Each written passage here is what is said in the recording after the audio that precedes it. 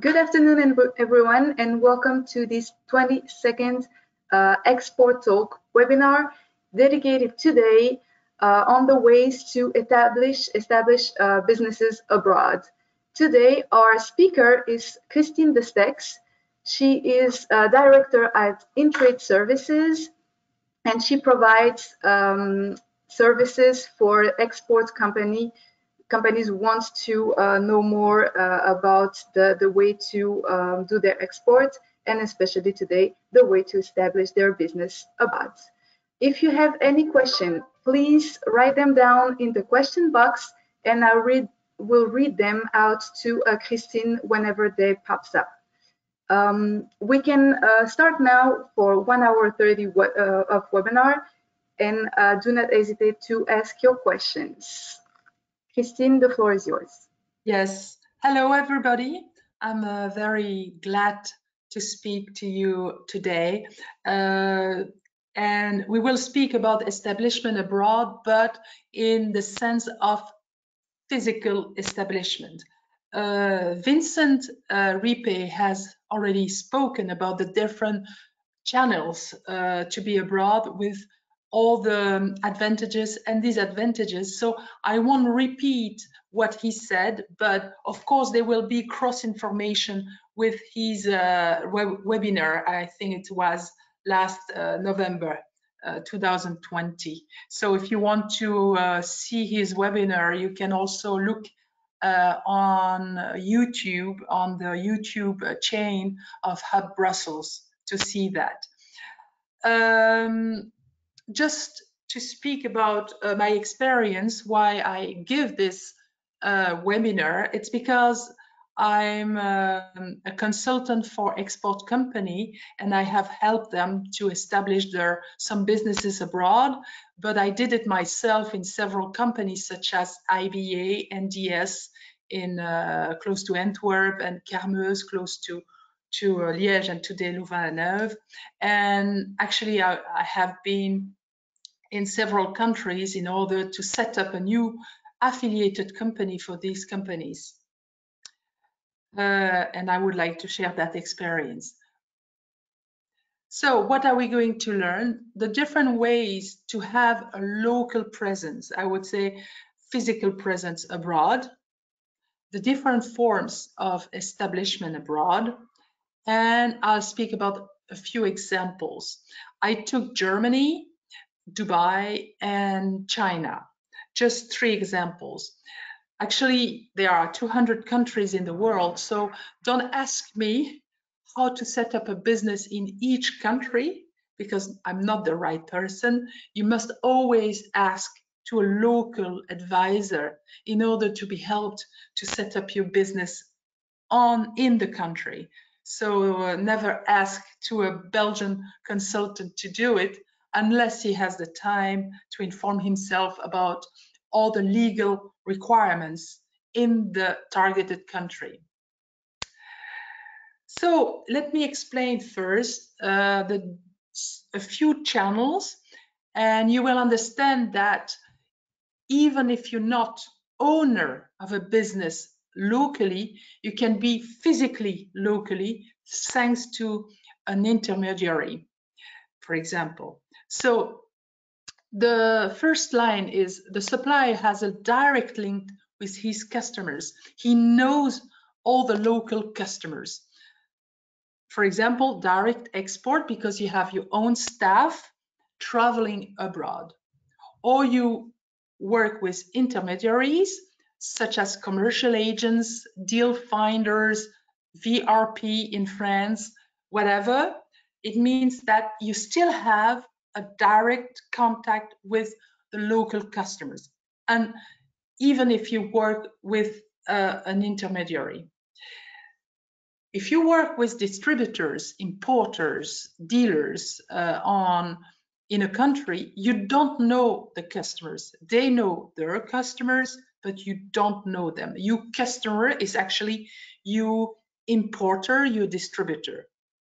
You may transfer your know-how, and the licensee in the country is your local presence.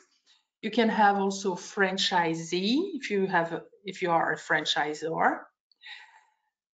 You can establish a real infrastructure or a local business abroad. It could be a subsidiary or an affiliated company, or it could be a branch office. Actually, today we will focus on these two establishments abroad. It can be also a partnership, such as a joint a few times to speak about it. It could be a clusters when you are joined by other Belgian companies and you go abroad together, or you can sell by internet.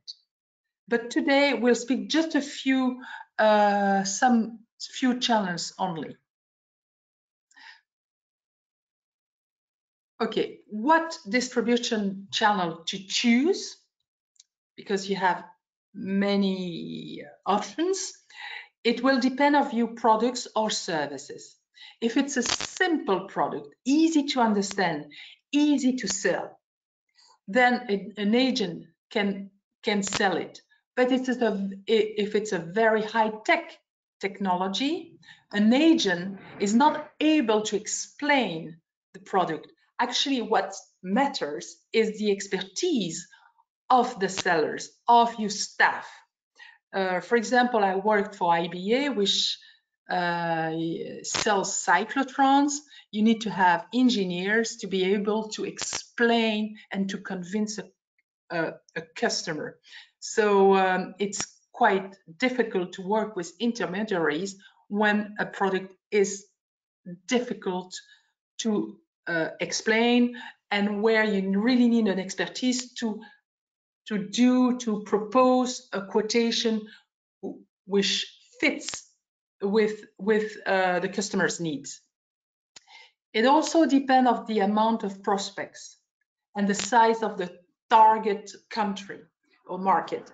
It means that if you have dozens of potential prospects, then it's hard to prospect them from Belgium with just you staff. If you have just a few, it's easier. So if there are many customers, potential customers, then you need to work with intermediary or with a local establishment.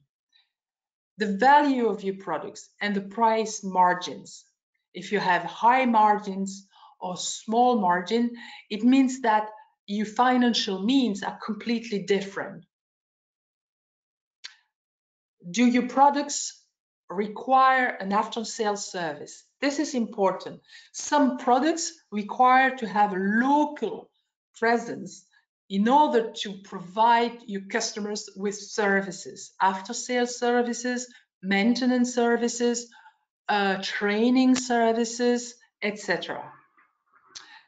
Your own strengths and weaknesses.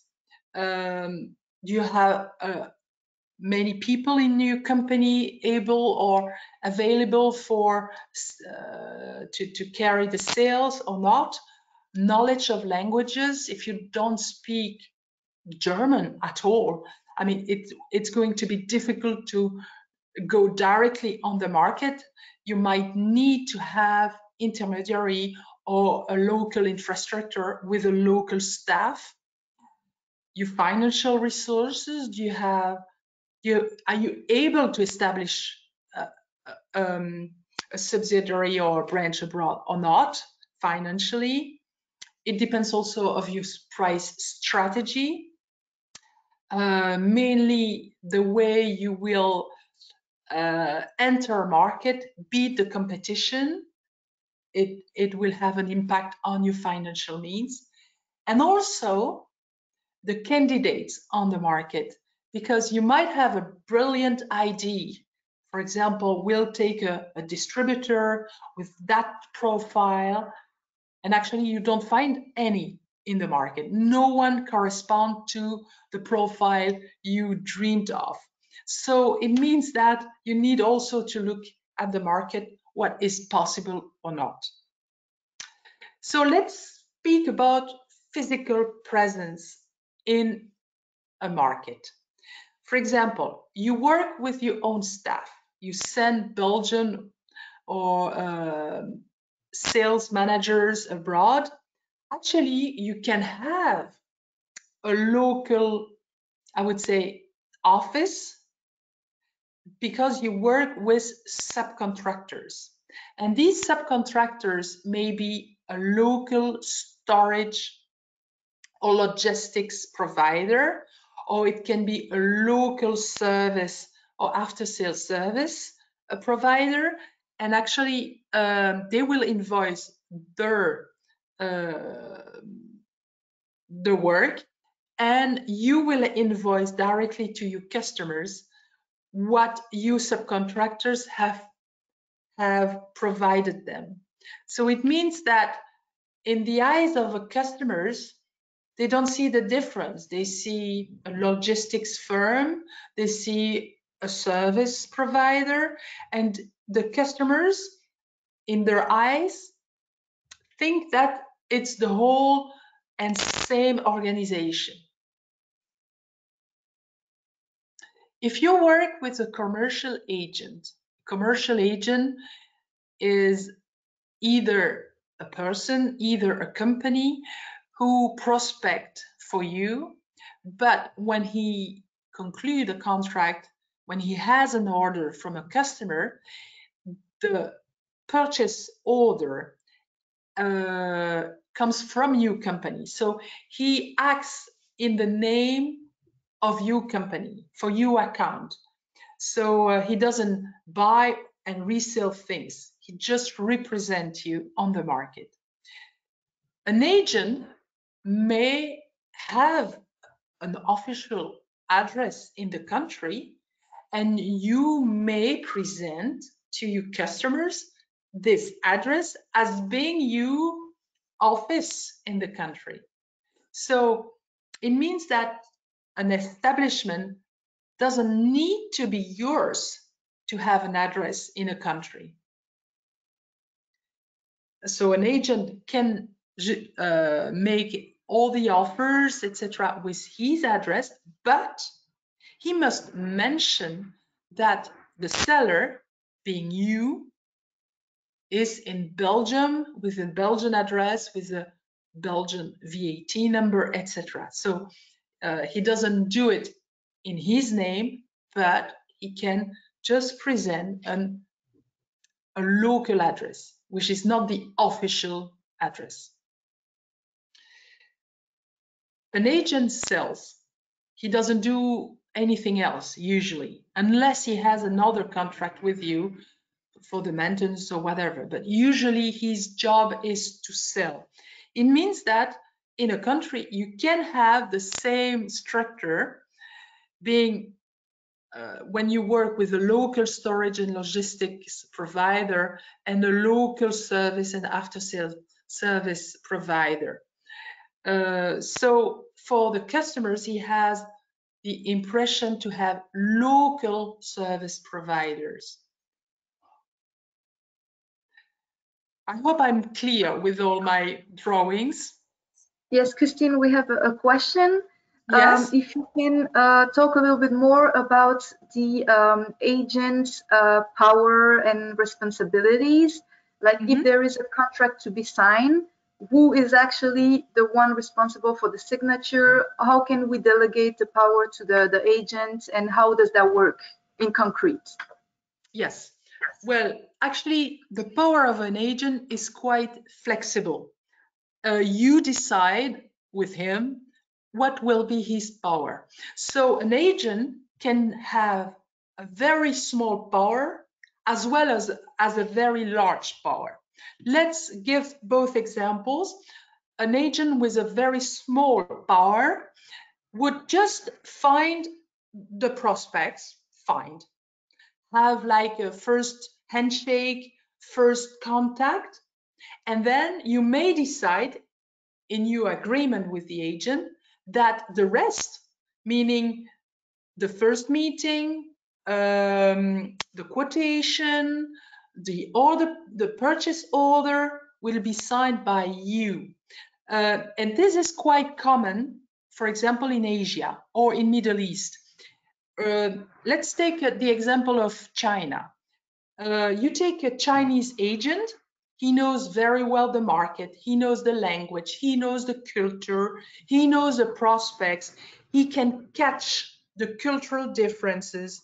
And actually, he won't speak about the products, he won't speak about the prices, but he will just attend the meetings between you and the customers in order to advise you on your right behavior, to make you to open your eyes on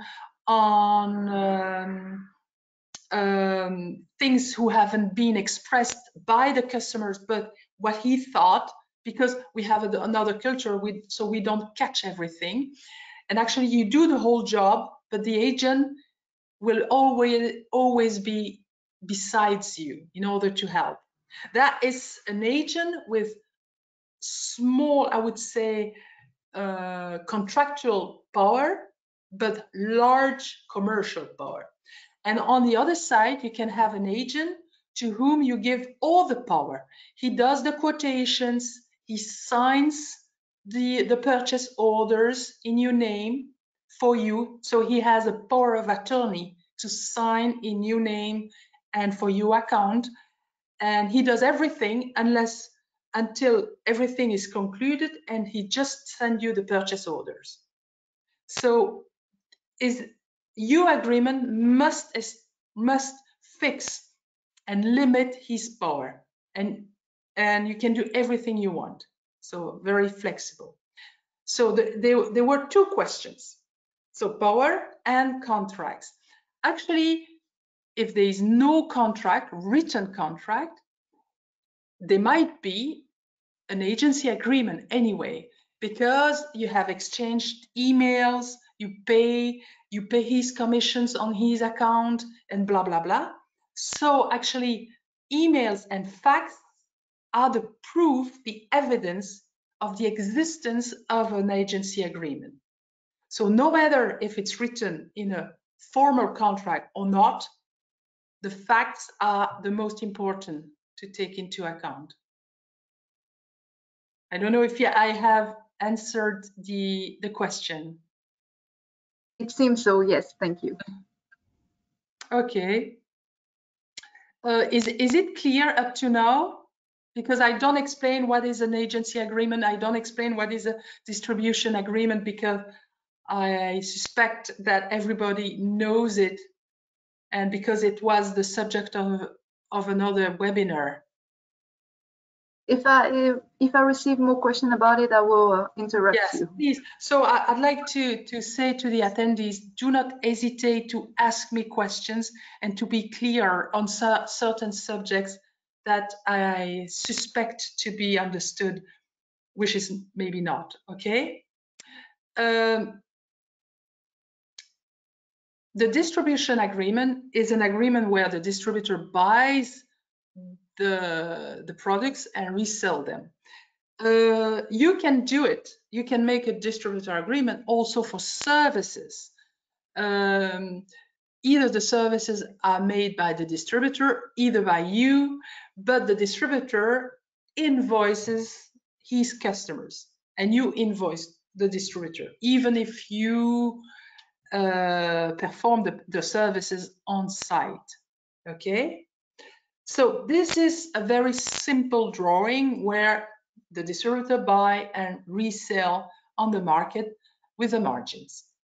But you can have a more complex structure. You can have diverse distributors in the same territory, but each of them has a different segment. For example, let's take a beer brewer. So the beer brewer may sell his beers to hotels, restaurants, cafes, bars, or he can sell it to supermarkets. So supermarkets and HoReCa are two different customer segments. You can take two different distributors in the same territory, targeting different segments. Or you can have diverse products, and take different distributors according to the product segment. For example, you make a product especially for customers, professional customers, and you make other products for consumers, private people. These two products are different because they respond to different needs, but the distributors may propose these different products to the same customers because they're not the same products. You can also have a parallel distribution. For example, most of exporters have already their own customers abroad, but they can make an agreement with other distributors for the other customers. So you take kind of an exclusivity on your own customers, and you ask the distributors not to contact your own customers. What I would like to say is a distributor has a local address. He's the local supplier. So we could say it's like, it's not you establishment, but there is a local establishment in the eyes of the customers. And what is the main advantage of having a local establishment, either is yours or not, is you give to the customers the impression, or you give them the feeling of proximity. Customers like to buy close to their to them. Someone, a supplier which is not far from them, it has give more trust. They have more trust in them than if you are on the other side of the world.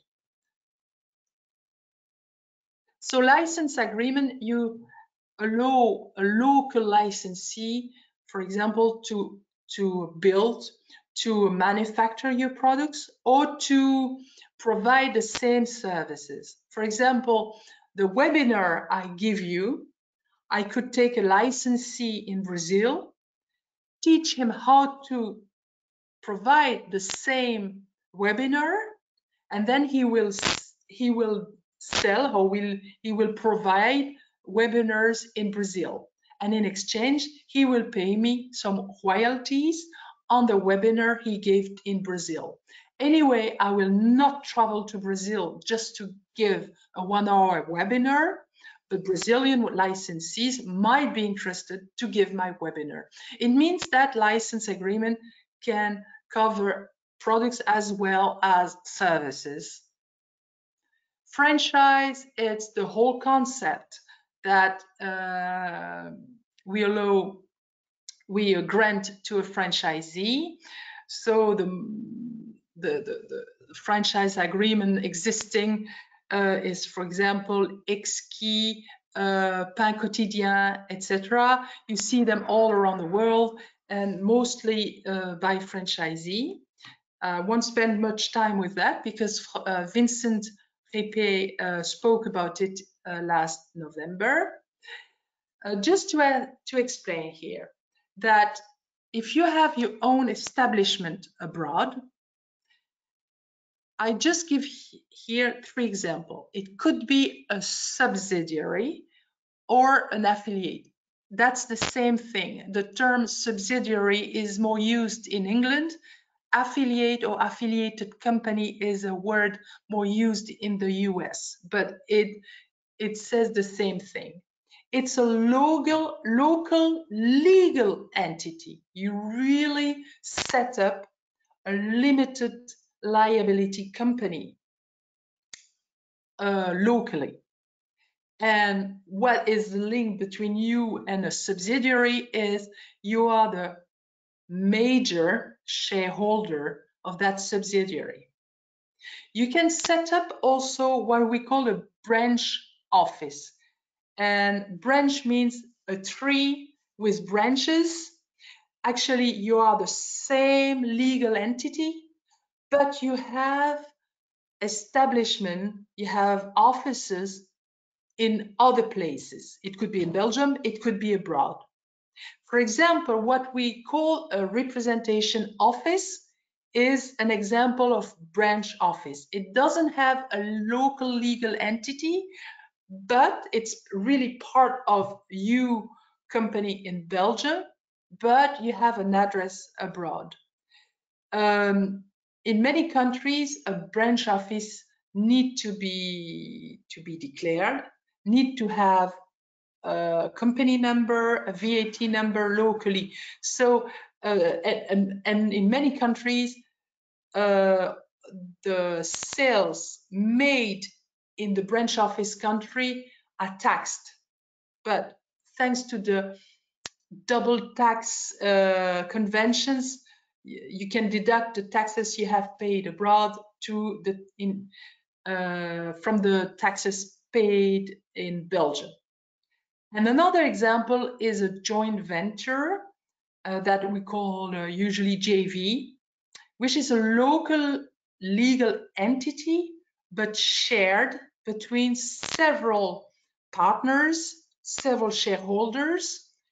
Many people said 50-50, but it's not always the case. It can be 70-30 or whatever, and you can make a joint venture between 20 different shareholders. So there's no limit about that. So we'll speak about these three cases now. Subsidiary or affiliated company, you have a mother company who has a shareholding in a subsidiary. And I would say when we call about subsidiary, it's because you have the control power on the subsidiary. A subsidiary is subject to the local law. So, for example, let's take Coca-Cola, the subsidiary in Anderlecht. It's a Belgian company, Coca-Cola SA. It's a Belgian company subject to the fiscal, accounting, commercial, civil, everything law, Belgian law. So it's not an American company, it's a Belgian company owned by an American shareholder. And actually, this subsidiary is interesting because it can hire local staff. They have a local physical presence and they deal with local customers with contracts, in the country. So the advantages of a subsidiary is you have an infrastructure, you have a control.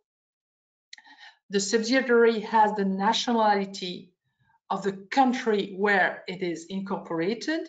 So customers have the feeling that they deal with a local supplier. There are many Belgian companies abroad where customers have no idea that the shareholder is Belgian. For them, it's absolutely a local company. Let's take the brand name Food Lion in the US, which is an affiliated company of Destexhe. You ask an American, is Food Lion American or Belgian? They all will answer American, nothing to do with Belgium. So they are not really aware, but proximity and I would say patriotism sometimes has a positive impact on the subsidiary image. You can hire local workers. You still have a low direct relationship with the local customers because you have a control on the subsidiary, and you may have tax benefits in some cases. It's not in all countries, but many times you have benefits. So disadvantages of a subsidiary, well, you need to invest in the social capital. You need to have a local address, hire people. So this bring cost and risk. Each company has its own accounts and organization, managing organization. Capital is less important, and actually you may lose credibility. In some cases, a company needs to have a lot of credibility and to show that his social capital is quite important. For example, to answer to public tenders. Let's take an example. A building contractor such as Destexhe. Destexhe, very well known, building huge buildings abroad. Let's take in Dubai, the example of Dubai. I don't know Destexhe, so I don't know what they do actually, but I imagine things. I guess that the contract they made in Dubai for the Burj Khalifa, the very high building, I guess the contracts were made directly with the Belgian company because their capital, the social capital is very high, and social capital give trust to the local customer. I mean, to be able to build huge projects like that, you need to have a large capital. So that's why if Destexhe would have had like a subsidiary in Dubai, that subsidiary wouldn't have the trust as they have in Belgium. But they might have made a subsidiary just as a management subsidiary to hire local people, that maybe. And you may have also tax disadvantages in certain cases. Let's go to the branch office. So the difference between branch office and subsidiary, so subsidiary, you have a mother company and a daughter company, two different entities. Although there is a link, but two different personalities. If the mother company makes a contract concerning its subsidiary, you need to have a 3 parties contract mentioning mother subsidiary, which is not the case of a branch office. In this case, it's the same entity. It's just that you have a foot in Belgium and another foot in another country or elsewhere. It means that any contract made with customers is made by the Belgian company, although they have an address abroad. So the advantages of a branch office is you have an infrastructure. Branch is part of your company, so you don't need to have 2 separate accounting. It's the same. You don't need to have 2 separate managing organization because it's the same. And you have more credibility because you present a social capital which is higher than just a subsidiary, such as the example of Destexhe. Customers feel like dealing with a local supplier, although it's a foreign company, so it's not as strong as a subsidiary. You have more flexibility. For example, if it's a failure, for example, you expected to be successful in a country, but unfortunately it's a failure, then you just have to terminate your renting agreement for your office, stop it, go back to Belgium, and you don't need to liquidate a company. Disadvantage is you still have to invest in a local address, etc.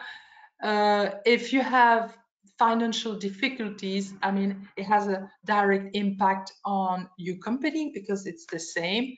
The branch office doesn't have the nationality where it is settled.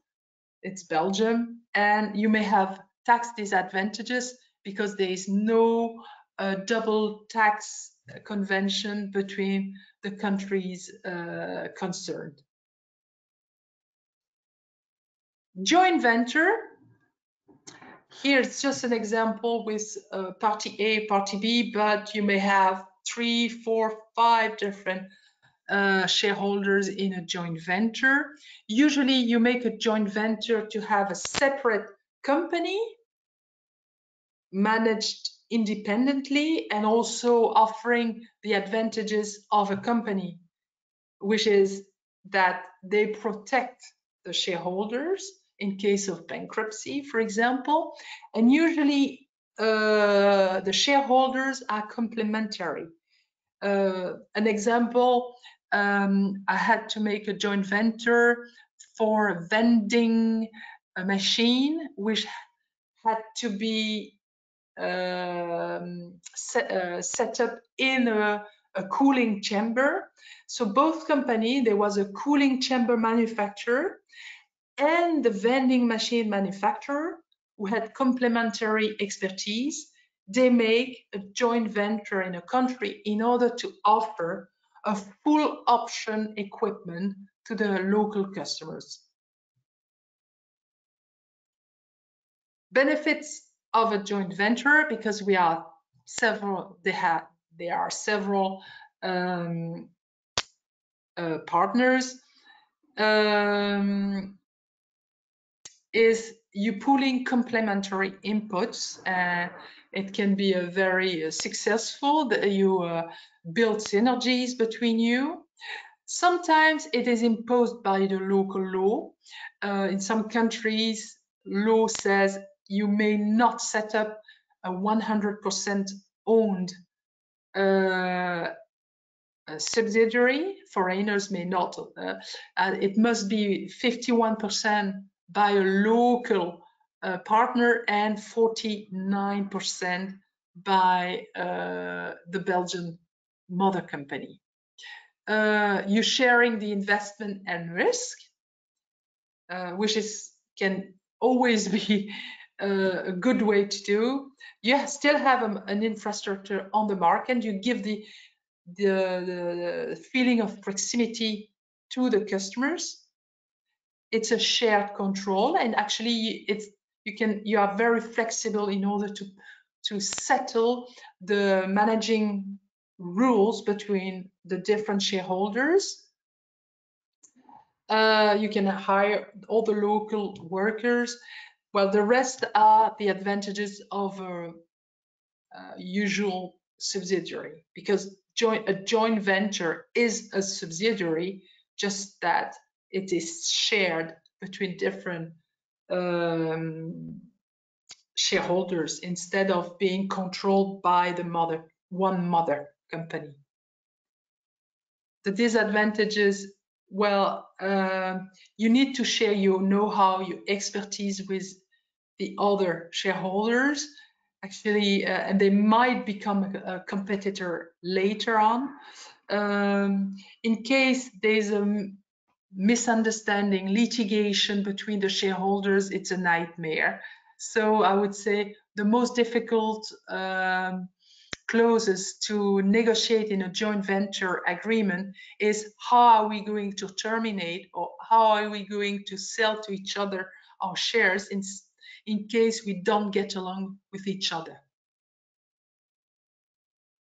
So when you have a subsidiary or a branch office or a joint venture, you can work with a local trustee or a registered agent. There are many different expressions used according to the country, but in French, sometimes we call that a fiduciaire. It means that it's a service provider. They offer an address. They offer all the accounting services, all the staff management services, all that in one address. And actually, you don't have any offices. You don't have any furniture. It's just an address with all the services provided. Some countries prohibit such a thing.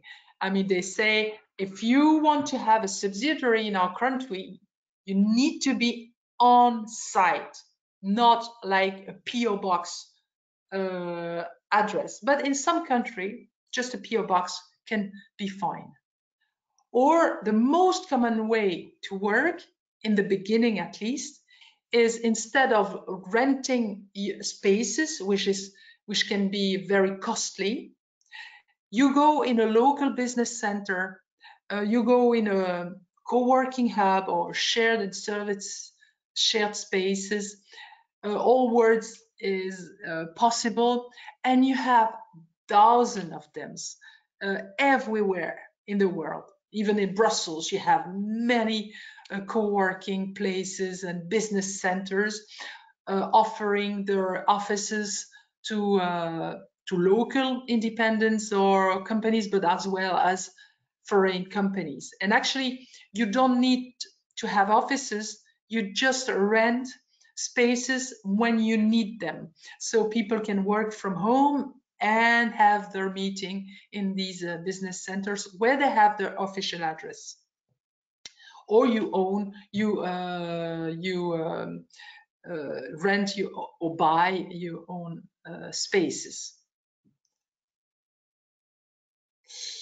I'd like to speak about a few countries. Actually, every country has its own regulation in order to set up a country. I took just 3 examples: Germany, the UAE, and China, because these countries are very, I would say, popular to set affiliated companies because it has an interest. Why Germany? Because it's one of the first export countries for the Belgian companies. But in Germany, German like to work with German people, speak German. So some companies decided to set up an affiliated company in Germany in order to hire people and to have local staff dealing with the local customers. So in Germany, it's pretty much like in Belgium. There are several company forms available according to your needs. Actually, the GmbH is the most common type of company, even by large business. So it's very common for small as well as large businesses. You can even set up a one-person GmbH, so you don't even need to have another shareholder, but you have to appoint at least one managing director, which can be the shareholder himself, and these persons can be a physical person as well as a company, like in Belgium. So the founding capital is 25,000 euro, but you can just liberate half of it. And you need to have a deed made by a notary and have your commercial register number. So in Europe, it's quite easy because everything is made to help to make as easy as possible the setup of companies by any European citizens and companies. Let's speak about Dubai, because it's mainly in Dubai or Abu Dhabi that we set up companies. Why did I choose that country? Is because Dubai is really a hub for many Belgian companies in order to provide products and services in Middle East, mainly in the country, but also in the surrounding countries such as Oman, where every product passed through Dubai before going to Oman or Qatar or etc. It's also the most open country if you want to expatriate your staff. It's quite a very nice country. So the LLC, so the limited liability company, is the most common mainland company. Why did I choose the word mainland, it's because there are mainland companies, but you have also companies in free zones, like in other country. What is weird is you have no specific minimal capital requirement by the law, but depending of the area and depending of the Department of Economic Development, you might be imposed that minimum capital according to your activity and the risk that you take and the investment you need to build your company. You must also know that each emirate has its own restrictions. So this is just general information, but once you're there, you will need to have to deepen your knowledge about the local law. Usually, and it has been the case up to 2020, and before that, if you had to settle a mainland company in Dubai, you needed to find a local Emirati partner owning 51% of your capital. So you just had 49%. When we say Emirati partner, it means that Emirati physical person, and they represent only 20% of the population, or Emirati company owned by Emirati citizens. But since 2020, which is very, it was not long ago, 100% foreign company now is allowed in UAE, but it's limited to some specific sectors, mainly growing sectors. So you need to take to inform yourself if you are part of these sectors or not. But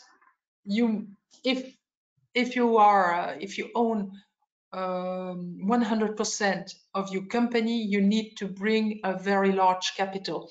I don't remember the amount, but it was like around 69,000 euro to set up your 100% owned company. Many companies set their company up in free zones. There are over 40 in the country. Each free zone has its own requirements. Actually, they are dedicated, most of them are dedicated to certain types of businesses. So usually we choose the right free zone. Why do we go to in a free zone? Is because we have many exemptions like VAT, import, tax exemption, 0% corporation taxes, 0% personal taxes, which is overall that. But actually, once you need to sell in the country, you need to pass through an importers who will then pay the VAT, etc. So you may not sell directly to the final customers when you are in a free zone. But the interest to be in a free zone is that you can manage your subsidiary in a free zone and then spread your products and services in other Middle East countries. And I just list here the necessary documents to incorporate a company. Let's pass to China. So China also used to require joint ventures where a Chinese citizen or Chinese business owned by Chinese citizens would own 51% of your capital. But since 2020, they allow 100% fully owned by foreigners. You see, 2020 is really the year where the business is liberated in many countries, and why are these countries interested to offer the opportunity for foreigners to own 100% is because they know that it contributes to improve, to increase the wealth in the country, to make local jobs, etc.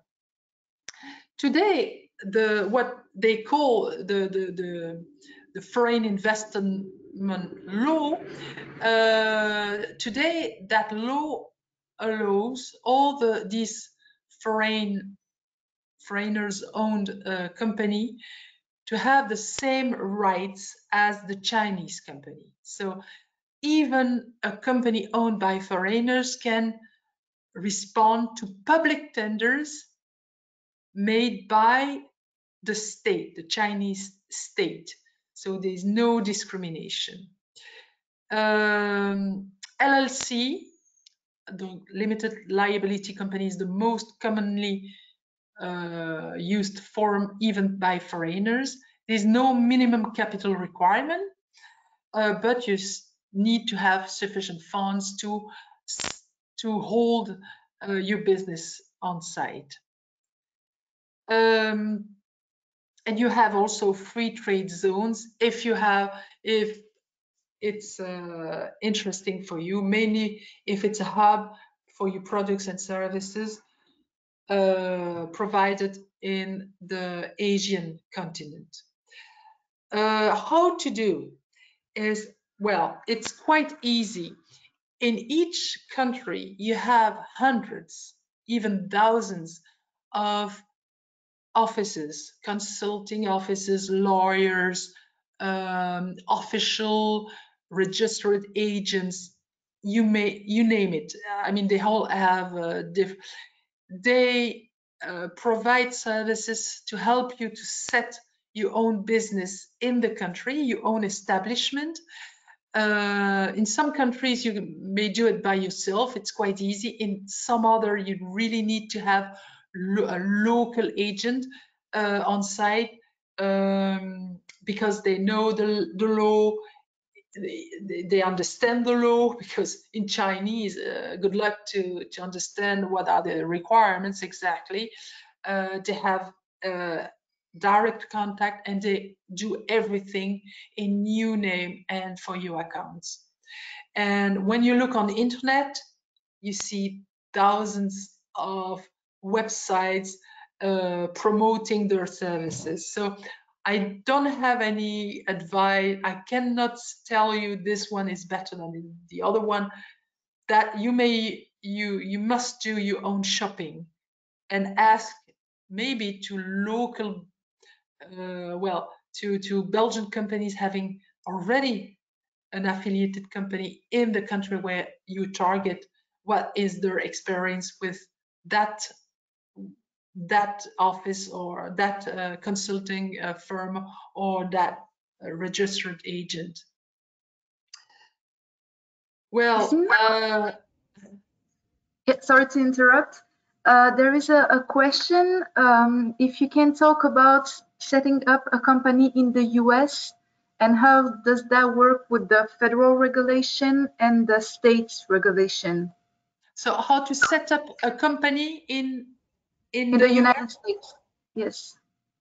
Well, I will maybe explain my own experience. So I had to set up an affiliated company in Dallas because it was for a company providing oil, petroleum services, and all the customers were in Texas. But actually, we set up the company, the official address in Delaware, because actually some states offer, I would say, tax advantages. And I think about Delaware, Nevada, well, you know, they are competing between themselves in order to attract investors. So although the official address were in Delaware, I could settle my, I would say, main office in Dallas. And actually, I worked at that time with the law firm in Delaware, which was really specialized in helping company to set up businesses. So it was not difficult, I would say. I wasn't hired by that company, so all the visa issues for the expat, unfortunately I cannot help, mainly because it changes since then. But at that time, I remember I went many times to Dallas in order to choose the managing director, who was also hired under a labor contract, and all the staff. But indeed, each state has its own law. There's no federal law concerning companies.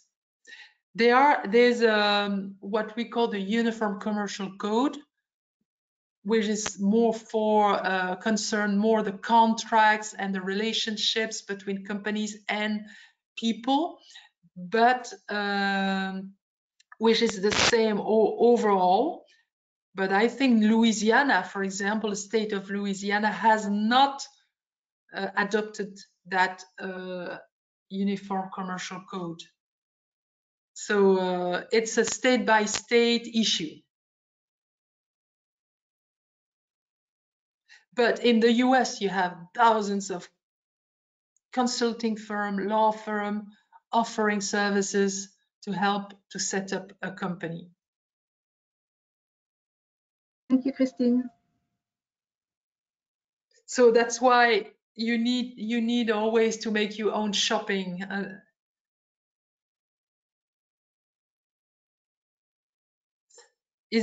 Are there many other questions maybe, or did I answer? I mean, I have been very fast. It took 1 hour. No other questions so far. No other questions so far, thank you. And Chrysoline, if you follow, because you're my only counterpart during this webinar, I don't see the other attendees. Did you understand everything? Should I maybe explain other details about things? I think so far it's pretty clear for the participants, but if not, do not hesitate to write down your questions. Yes, maybe I forgot to say that if you have the intention to settle a business, an establishment abroad, you can contact the local commercial attaché from hub.brussels or AWEX or FIT in the country that you target.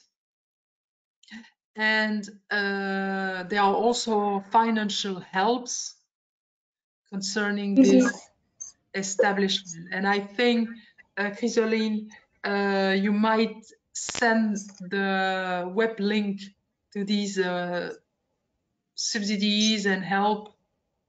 Yes, I will send to all attendees your presentation, Christine, and also the link to the website of the government of Brussels.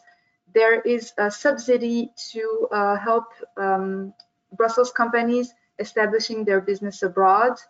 All the details are on the website, and to give you an idea, you can receive 1,500 euro per month for a maximum of 12 months to help you out establishing your company abroad. All details are on the website, and the form to ask for the subsidy is also on the website. As Christine reminded, our trade commissioners that are based worldwide are there to help you out with the basic regulation, whether it's law, taxation, and local help to understand better the market and select the best way to establish your business abroad. There was a question though on the free zone that you mentioned, Christine. Yes. In general, all those free zones, they do either provide a tax-free place, or it's only double tax prevention, or does that work on the tax level? No, it's tax-free. the double tax conventions concern the whole country. So it doesn't make any difference between free zone or not. So it's tax-free, totally tax-free. Okay, thank you. But that was once the last the product enter the country, taxes must be paid, of course. When you go out your zone, it becomes like a border. Okay, thank you. That was the last question. I think it was pretty clear to all participants. They all thank you. So if there is not any added question or remark. Well, if you have any question, you may write me also. This is my address. Yeah, do not hesitate, and I will forward your presentation, Christine, with the link to all of you. And there is a possibility to watch this webinar again on the Hub Brussels YouTube channel. And the next webinar, for those who are interested, it will be next week, and it will be about pitching for your company. Okay, thank you very much. Thank you. Thank you, Kristalline, to have invited me to give this webinar. It has been a pleasure. It was a pleasure to hear you, and thank you for all the. Oh, sorry, I'm seeing a last question. It's for setting up a company in the UK. If we have a few minutes to talk about it. Well, UK, I must admit that I don't have my own experience, but by asking the local attaché, commercial attaché, I'm sure he has all the information. That's what I said. Don't have experience in all countries, and unfortunately, UK is one of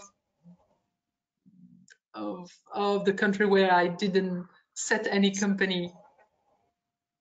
So there is a local attaché in London. You can ask the question if you want by writing down an email, or write me down an email, and I will pass on the question to our commissioner. So thank you for the information, and thank you to all attendees. And I wish you a great afternoon. Yeah, thank you very much. Have a nice afternoon. Thank Bye-bye. you. Bye.